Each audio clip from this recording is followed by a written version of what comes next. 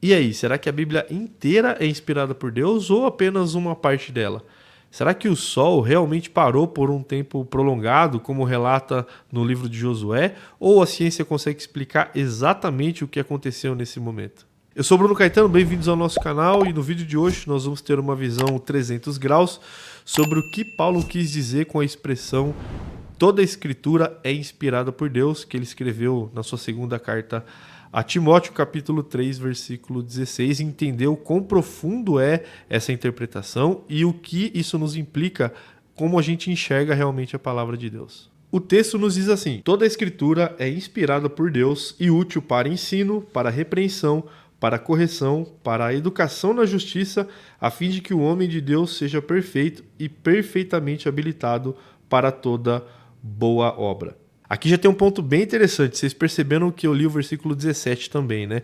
Porque no versículo 16 ele termina com uma vírgula, ou seja, a ideia não está completa, não está concluída ali e sim finalizada no versículo 17. Porque existe uma divisão ali de versículos e capítulos, mas isso nem sempre respeita a continuidade e a fluidez das ideias do texto. Eu falei um pouquinho sobre isso no vídeo que eu vou deixar aqui no card e também na descrição desse vídeo aqui para você ir lá e assistir e saber um pouquinho melhor como se deu essa questão das divisões de capítulos e versículos da Bíblia. A maioria das traduções tem esse texto como toda a escritura é inspirada por Deus e útil para redarguir, para repreender, para corrigir. Algumas traduções, como por exemplo a Bíblia de Jerusalém, já traz uma nuance um pouco diferente. Ela vai dizer que toda a escritura inspirada é útil. Isso traz um problema de interpretação, porque parece que agora nem toda a escritura realmente é inspirada por Deus. A gente tem que fazer um filtro. Precisamos caçar ali para ver o que realmente foi Deus que fez, o que foi homem que colocou. Isso geralmente a gente ouve falar por aí, né? Eu não acredito, não confio muito na Bíblia porque foi escrita por homens, né? Sim, a espécie humana é a única que consegue realmente exercer essa escrita e interpretá-la de uma forma inteligível. Não teria outra pessoa, não teria outro ser para poder fazer se não fossem os seres humanos. Mas a gente vai ter uma visão um pouquinho mais detalhada e entender realmente qual dessas traduções estaria a mais correta. 2 Timóteo foi a última carta que Paulo escreveu no seu ministério, onde ele estava preso e inclusive agora com uma ideia um pouco diferente das outras prisões. Ele já estava prevendo ali o fim realmente do seu ministério e passando as últimas instruções ao seu querido, até considerado como filho, discípulo Timóteo, tá?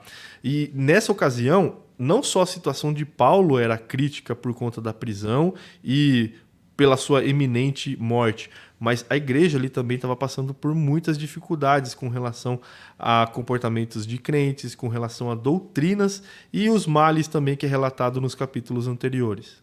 E como um antídoto para Timóteo enfrentar todos esses problemas, Paulo não simplesmente fala assim: ó Timóteo, utilize a Bíblia, leia a Bíblia contra tudo isso. Não, ele vai mais a fundo. Ele fala que toda a Bíblia é inspirada por Deus. No original grego, a palavra utilizada ali é theos pneutos, que significa literalmente soprado por Deus, ou seja, é uma inspiração do fôlego divino.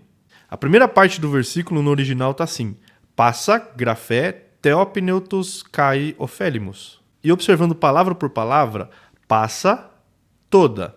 Grafé, geografia, a grafia escrita, inclusive é derivado desse termo, significa escritura. Theopneutos, inspirado por Deus, soprado por Deus. Theos, Deus, pneutos, vento, sopro, inspiração. Kai é a conjunção adicional e ofélimos significa útil. Vocês perceberam que não existe o verbo que é conjugado do verbo ser aqui nessa frase? Ficaria transliterado diretamente assim: toda a escritura inspirada por Deus e útil. Não faz muito sentido. Toda a escritura inspirada por Deus e útil. Não, na nossa cabeça não faz muito sentido. Porque a gente está realmente interpretando o texto e não só interpretando. Precisamos, de alguma forma, transliterar e entender o que está acontecendo aqui no grego. Uma das palavras gregas para o verbo ser é o estin, e a gente vai ver que ele é omitido em alguns textos. No grego koiné, o grego bíblico, é normal você omitir o verbo quando o adjetivo ele está diretamente ligado com o sujeito. Isso acontece em algumas outras passagens da Bíblia, a gente pode ver. Mateus capítulo 5, versículo 14 nos diz: Vós sois luz do mundo. No original, rimeis phos tou cosmo. O verbo mais uma vez não aparece aqui, ele é omitido. Em 1 João 4,16 diz assim: Deus é amor. Hu theos agape estin. Nesse caso aqui, o verbo estin aparece no final da frase, mas em alguns manuscritos, esse verbo ele é omitido, ficando apenas hu theos agape, o Deus amor, porque, mais uma vez, o sujeito está diretamente ligado ao adjetivo que lhe é dado. E se você quiser se aprofundar um pouco mais e entender realmente com relação às cópias, quantas cópias do Novo Testamento existe, qual que é a confiabilidade dela, eu vou deixar o link aqui também na descrição para você se aprofundar um pouco mais nesse tema. Romanos 12:9 vai nos dizer: o amor seja, olha o verbo aqui, sem hipocrisia. Mas no original está assim: ri agape onipócritos. O verbo mais uma vez omitido. Entendido, Bruno? Então ele é às vezes omitido no grego quando o sujeito é adjetivado de uma forma direta.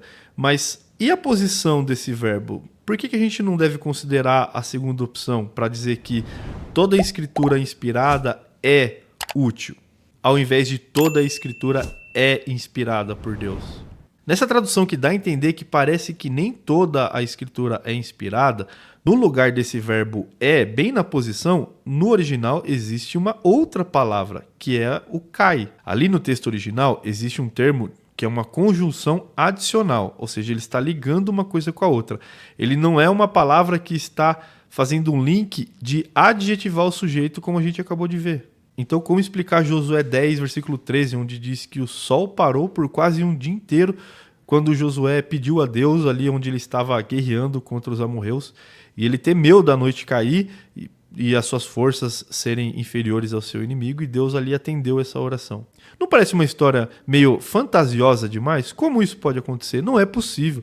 Eu acho que isso teve talvez um exagero da parte do escritor, não foi exatamente assim. Deus não parou o sol. A ciência consegue explicar isso. Um dos argumentos que dão para explicar esse evento é de que, na verdade, essa parada do sol foi um eclipse solar. Mas isso também não tem muito fundamento, porque ali o texto vai dizer que esse evento duraram horas, praticamente o dia inteiro. Outros dizem que essa figura é poética, não foi exatamente isso que aconteceu, mas aí tem um problema também, porque parece que o ponto de divergência foram o Sol e a Lua terem parado.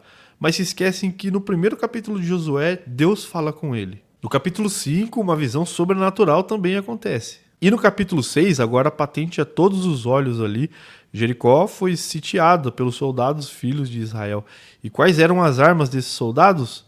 Trombetas de chifre de carneiro e gritos. Qual exército que em sã consciência se prepara para uma guerra com esse tipo de armamento? Com tímpanos, com chifres de carneiros e aos gritos, para poder derrubar gigantescas fortalezas que tinham ali em Jericó, se não estiverem realmente baseadas na fé de um Deus poderoso que pode ir na frente dessa batalha. Não só na vida de Josué, como acabamos de ver aqui, mas inúmeros relatos de vidas de pessoas que tiveram a sua vida transformadas e passaram por experiências milagrosas da parte de Deus. Isso não significa que a gente precisa fechar os olhos 100% para a ciência e desconsiderá-la a ponto de falar, não, eu não quero saber, a ciência não conversa com a Bíblia. Não, de forma alguma. Mas a ciência nunca e nunca será a base de régua para validar a palavra de Deus. Muito se fala das 10 pragas também do Egito no Antigo Testamento, onde parece que todas as pragas têm uma lógica do porquê aconteceu. Dos gafanhotos ou das rãs foi exatamente nisso porque faz sentido. Se não tinha esse animal, outro ia tomar lugar. Porque faz parecer que o nosso Deus não tem a capacidade de alterar a ciência da própria regra que ele mesmo criou. Jonas, por exemplo, como ele entrou e como ele sobreviveu a 3 dias dentro da barriga de um grande peixe. Esse peixe nunca mais comeu, porque quando os peixes gigantes comem, eles comem água junto. Comer água foi esquisito, né? Eles bebem água junto e Jonas deveria ter afogado. Não é possível, isso não existe, isso é uma fábula, isso é conto, isso é a história da carochinha para enganar a gente. E nesse anseio desenfreado da gente querer saber mais, ser mais inteligente do que o outro, e não mais inteligente do que nós mesmos ou mais do que o nosso ontem, a gente começa a ter essas linhas exageradas de vamos tentar contorcer para fazer com que tudo se encaixe na nossa mente. Porque a palavra de Deus é loucura para os que perecem. Parece que nada faz sentido, nada encaixa, a ciência não encaixa. Isso aqui não pode acontecer, isso não existe. Mas para nós que somos salvos, isso daqui é poder de Deus. Deus abençoe e até o próximo vídeo.